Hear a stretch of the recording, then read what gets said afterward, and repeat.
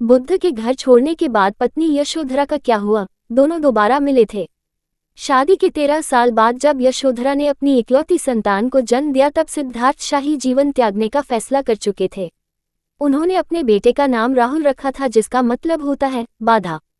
दरअसल राजा सिद्धार्थ को लगा कि उनकी यह संतान उन्हें पत्नी के साथ बंधे रहने के लिए मजबूर कर सकती है और उनके आत्मज्ञान की खोज में बाधा डाल सकती है। क्या हुआ राजकुमारी यशोधरा का जिन्हें बुद्ध ने त्याग दिया था? क्या हुआ राजकुमारी यशोधरा का जिन्हें बुद्ध ने त्याग दिया था? बुद्ध के त्यागे जाने के बाद राजकुमारी यशोधरा का हुआ ये हाल। पुत्र राहुल के साथ अकेले ऐसी बिताई जिंदगी इक्ष्वाकु के वंशज और कोलिय वंश के राजा सुप्पाबुद्ध और रानी पामिता की बेटी यशोधरा सुंदरता और करुणा की मूरत थी।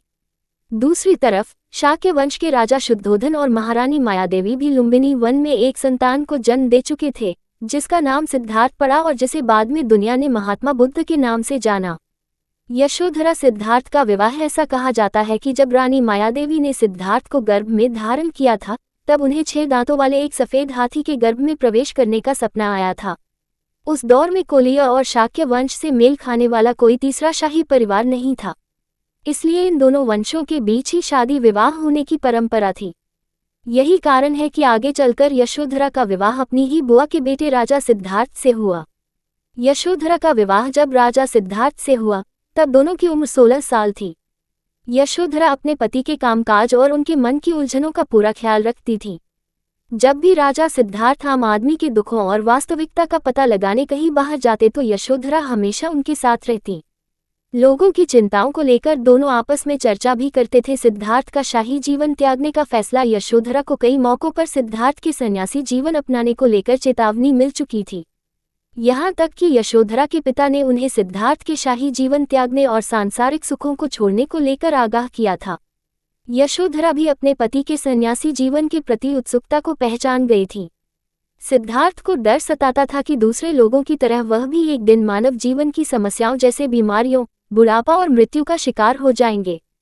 जब यशोधरा ने दिया इकलौती संतान को जन्म। शादी के 13 साल बाद जब यशोधरा ने अपनी इकलौती संतान को जन्म दिया तब सिद्धार्थ शाही जीवन त्यागने का फैसला कर चुके थे। उन्होंने अपने बेटे का नाम राहुल रखा था। दरअसल राजा सिद्धार्थ को लगा कि उनकी यह संतान उन्हें पत्नी के साथ बंधे रहने के लिए मजबूर कर सकती है और उनके आत्मज्ञान की खोज में बाधा डाल सकती है। आत्मज्ञान की खोज में निकल पड़े सिद्धार्थ। जब यशोधरा को पता चला कि उनके पति शाही और पारिवारिक जीवन को त्याग कर आत्मज्ञान की खोज में निकल पड़े हैं तो वह हैरान रह गईं। हालांकि इस दुख को बर्दाश्त करने के लिए उन्होंने खुद को तैयार कर लिया था और एक बहादुर महिला बनकर पति के फैसले को स्वीकार किया। जो लोग यशोधरा को दया की दृष्टि से देखते, उन्हें यशोधरा का एक ही जवाब होता, हमें जीवन में कुछ बड़ा हासिल करने के लिए छोटी छोटी चीजों का त्याग करना पड़ता है। 6 वर्षों के दौरान जब सिद्धार्थ यशोधरा के पास नहीं थे तब उन्हें पति के शाही लिबास छोड़ने और दिन में एक बार भोजन करने जैसी बातों का पता चलता रहता भिक्षुनी की तरह बिताया जीवन। इस दौरान यशोधरा ने भी शाही पोशाक, गहने और महंगी चीजों का त्याग कर दिया था। वह एक सादे पीले लिबास में रहने लगी। वह महल में अपना शाही कमरा छोड़कर बगीचे में एक छोटी सी झोपड़ डालकर रहने लगी। यहाँ उनके साथ उनका बेटा राहुल भी रहता था। वो न सिर्फ फर्श पर सोती थी बल्कि दिन में एक ही पहर खाना खाती थी।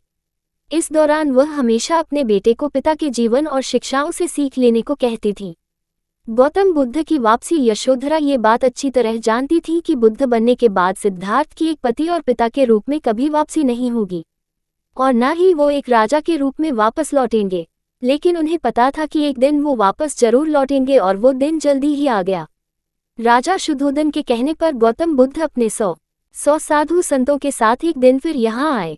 सिद्धार्थ के माता पिता अपने बेटे की पोशाक और हाथ में भिक्षा का कटोरा देखकर बेहद हैरान थे। गौतम बुद्ध से यशोधरा की मुलाकात सबकी उम्मीदों के विपरीत। यशोधरा अपने पति का अभिवादन करने महल के द्वार पर नहीं आई। वह जानती थी कि अब तक सिद्धार्थ को भी उसके बलिदानों के बारे में पता चल गया होगा, इसलिए उसने अपनी झोपड़ी में ही उसका इंतजार किया। जब गौतम बुद्ध उसके पास आए तो ये देख सब हैरान रह गए। यशोधरा ने उनका अभिवादन किया और उन्हें गले से लगाने का आग्रह किया। भिक्षुणी बनकर बिताया जीवन। इसके बाद वह पुत्र राहुल को उनके पास उत्तराधिकार के लिए लेकर गई। गौतम बुद्ध उन दोनों को अपने साथ आत्म साक्षात्कार के मार्ग पर ले गए। जल्दी ही यशोधरा भी साधु संतों की टोली में शामिल हो गई और मोक्ष पाने की दिशा में आगे बढ़ गई। कहा जाता है कि इसी दिशा में आगे बढ़ते हुए वह एक भिक्षुणी बन चुकी थी।